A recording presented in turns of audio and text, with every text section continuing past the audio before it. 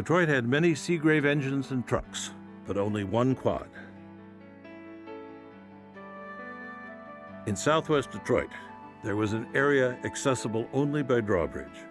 When the bridge was up, Engine 48 responded alone.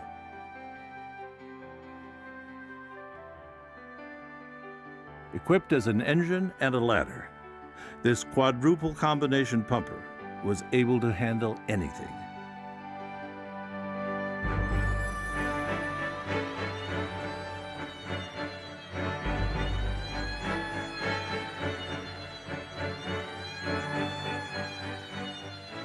The last open cab engine, a 1928 Seagrave, and the last wood aerial, a 1935 Seagrave, were both in reserve.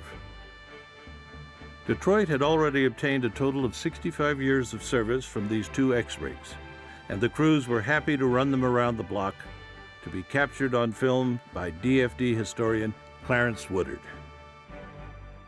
The latter is returned to quarters, but the X-engine is left out on the ramp.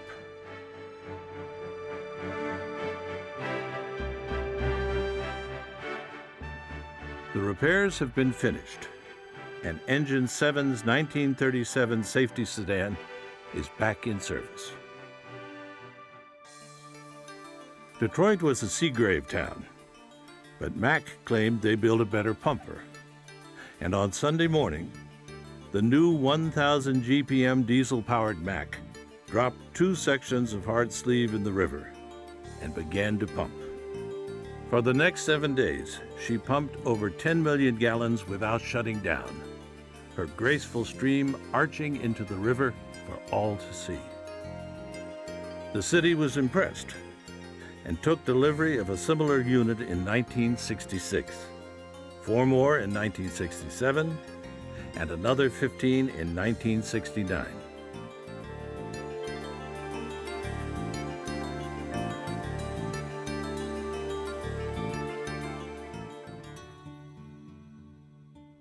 The original shops built in 1890 were replaced by a new shop complex across the street in 1955. State-of-the-art, there was nothing that a fireman could break that the new shops couldn't fix. Although subjected to the rigors of urban firefighting, harsh winters, and tons of road salt, Detroit Apparatus was very well maintained.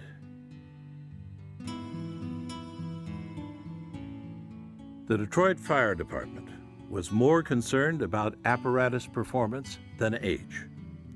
Service lives of 25, 30, and even 35 years were not unusual for Seagrave apparatus, and one of the Aaron's Fox rigs remained in frontline service for almost 50 years.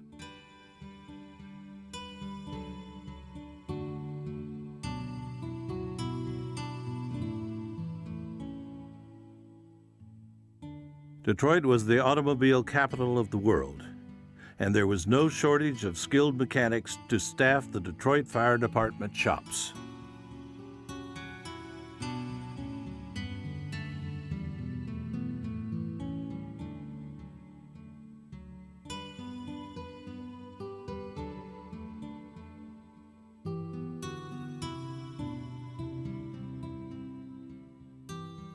The mechanics were supported by machinists and other skilled tradesmen who were able to make a totally new part if necessary.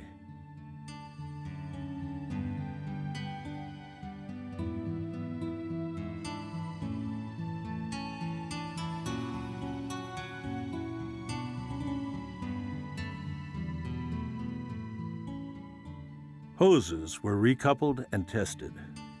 Flattened couplings were returned to round through the skillful use of a hammer and mandrel.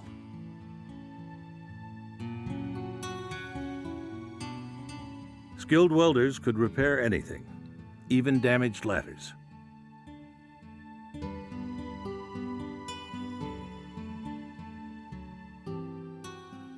The woodshop repaired not only ladders, but also the Seagrave sedan pumpers.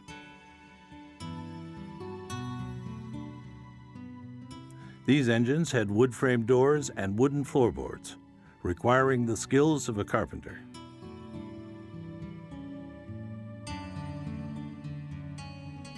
To ensure straight-grained round stock for ladder rungs and pike poles, the Detroit shops made their own. Shop Chief Mills, assisted by Captain Andy Magro, not only repaired the apparatus and equipment, but also managed the storeroom.